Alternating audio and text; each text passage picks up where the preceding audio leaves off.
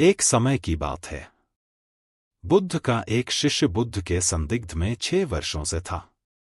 वो एक दिन महात्मा बुद्ध के पास आया और बुद्ध से कहा, हे बुद्ध, मुझे आपके पास है 6 साल हो गए, मेरे बाद कितने शिष्य आए, उन्हें आपने इस बीच किसी एक दिशा में ज्ञान देने के लिए भेजा, लेकिन मुझे अभी तक नहीं भेजा। क्या मुझे अभी तक बुद्धत्व प्राप्त नहीं हुआ? बुद्ध मुस्कुराए और बोले, यह तो तुम्हें खुद समझना होगा कि तुम्हें बुद्धत्व प्राप्त हुआ है या नहीं। शिष्य बोला, हे बुद्ध, आपने मुझे इन 6 सालों में जो भी उपदेश दिया मुझे वो सब याद है। आपकी बताई एक एक बात मुझे याद है। आप मुझसे भी पूछ सकते हैं, मैं आपको हर उत्तर देने के लिए सक्षम हूं। आप मुझे एक मौका तो दे ताकि मैं किसी भी दिशा में जाकर लोगों को आपके ज्ञान के बारे में भी बता सकूं। बुद्ध ने कहा, ज्ञान की बातों को याद रखने से कुछ नहीं होता। जब तक आप उसे अपने आचरण में ना लाओ, जब तक आप किसी भी चीज को अपने आचरण में नहीं लाओगे, तब तक आप दूसरों को नहीं कह सकते कि वो उसे अपने आचरण में लेकर आए। शिष्य ने कहा, जो भी हो, कृपया आप मुझे एक मौका दे, आप मुझ पर भरोसा रखें।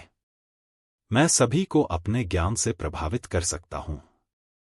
मैं लोगों को ऐसी बातें बता सकता हूं जिससे उनके जीवन में शांति आएगी और वो शांतिपूर्ण अपना जीवन जी सकेंगे।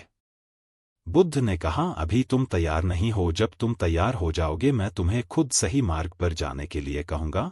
शिष्य ने कहा, क्यों बुद्ध, आपने मुझे इन 6 वर्षों में इतना भी ज्ञान नहीं दिया जिससे मैं लोगों को प्रभावित कर सकूं। बुद्ध ने कहा, ठीक है, तुम पूर्व दिशा की तरफ जाओ, वहां तुम्हें एक गांव मिलेगा, उससे तुम भिक्षा मांग कर लाओ और वहां के लोगों को अपने ज्ञान से मदद करना। कल सुबह तुम वहां अकेले जाना और शाम को आकर मुझे बताना तुमने कैसे वहां के लोगों की मदद की। वह शिष्य ये सब सुनकर बेहद खुश हो गया और बुद्ध का आशीर्वाद लेकर चला गया। वह रात भर ज्ञान समेटता रहा और मन ही मन सोच रहा था कि मैं कल ऐसे ज्ञान की छाप छोड़ूंगा कि वहां के लोगों के साथ बुद्ध भी मुझसे प्रभावित हो जाएंगे। सुबह उठकर वह महात्मा बुद्ध को प्रणाम करने गया। उन्हें प्रणाम कर वह पूर्व की तरफ निकल गया। शाम को जब वह वापस आया तो बुद्ध ने देखा कि उस शिष्य के माथे पर चोट लगी है और खून बह रहा है। बुद्ध ने उसे पट्टी की और पूछा, तुम्हें यह चोट कैसे लगी? शिष्य ने कहा कि बुद्धि, वहां के लोग बेहद दुष्ट हैं, उन्हें जरा भी बुद्धि नहीं है। मैं उस गांव में भिक्षा लेने गया पर किसी ने मुझे भिक्षा नहीं दी, सब मुझे गालियां दे रहे थे। एक व्यक्ति ने तो मुझे भी भिक्षा तो दी लेकिन नीचे फेंक कर और कहा, इसे उठा लो। मैंने उन्हें काफी समझाया लेकिन वह मेरी बात सुनने को तैयार ही नहीं थे। उल्टा उन्होंने मेरे साथ हाथापाई की जिससे मुझे चोट लग गई। हे बुद्ध, आप मुझे दूसरी जगह भेजें जहां के लोगों में बुद्धि हो, इस तरह ना हो। बुद्ध उसकी बात सुनकर मुस्कुराए और बोले कि अगर तुम्हें दूसरे गांव में भी ऐसे ही लोग मिले तब तुम क्या करोगे? शिष्य ने कहा, हे बुद्ध, ऐसे लोगों को कोई ज्ञान नहीं दे सकता, वह लोग अज्ञानी है, उन्हें कौन समझाए? बुद्ध ने कहा, वह लोग अज्ञानी नहीं बल्कि ज्ञानी हैं। उनके पास बहुत बुद्धि है परंतु उनके पास खुद का ज्ञान है।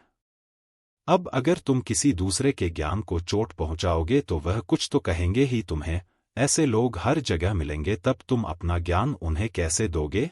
बुद्ध ने शिष्य को कहा कि आज तुम आराम करो, कल शाम को मेरे पास आना। शिष्य बुद्ध को प्रणाम करके चला गया। अगली शाम जब वह वापस बुद्ध के पास आया तब वहां एक और बुद्ध का शिष्य मौजूद था।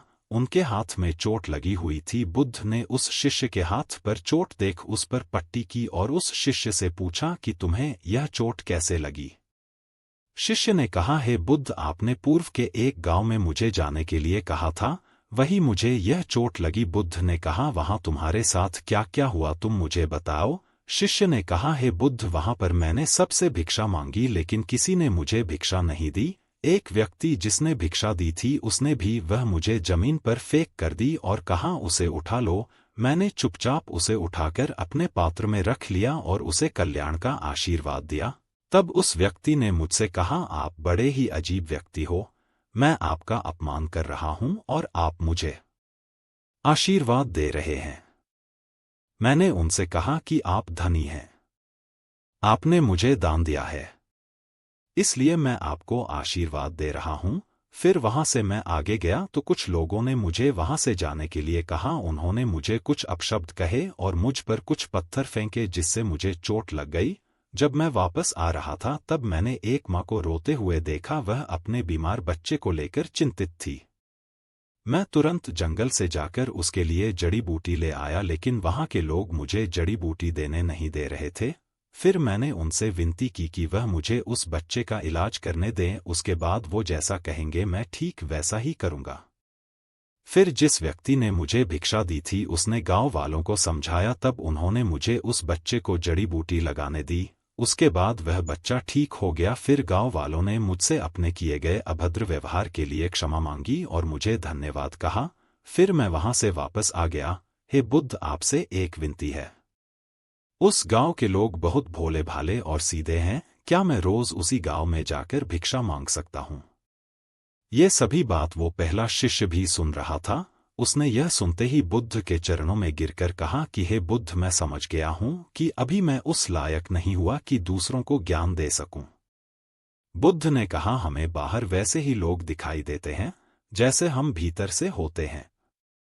जब तक हम स्वयं को नहीं बदलते तब तक हम किसी को भी नहीं बदल सकते। खुद में परिवर्तन करना बेहद जरूरी है।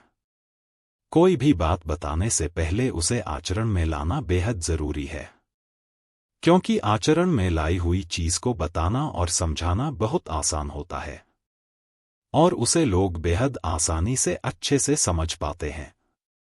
दोस्तों, इस कहानी से आपने क्या सीखा कमेंट में जरूर बताएं। निष्कर्ष दोस्तों, हम सभी को ऐसा लगता है कि हमने जो कुछ भी सीखा है वह हमको दूसरों को सिखाना चाहिए, लेकिन हम जाने अनजाने में दूसरों को सिखाने के चक्कर में हम कभी कभी गलत साबित हो जाते हैं। तो इसलिए दोस्तों, अगर आप किसी को भी कोई भी सुझाव देने के लिए जाते हैं, आप कोई भी चीज सिखाने के लिए जाते हैं, तो सबसे पहले आप उस कार्य को संपूर्ण रूप से और अच्छे से सीख जाएं। आपको जब यह पक्का प्रूफ मिल जाए कि अब मैं इस कार्य को संपूर्ण रूप से सीख चुका हूं और अब मैं दूसरों को सिखा सकता हूं, तभी आप दूसरों को सिखाने के लिए जाएं, अन्यथा आपके साथ दुर्व्यवहार हो सकता है और आपको क्षति भी पहुंच सकती है। कहानी पसंद आए तो लाइक करें और चैनल को सब्सक्राइब करें।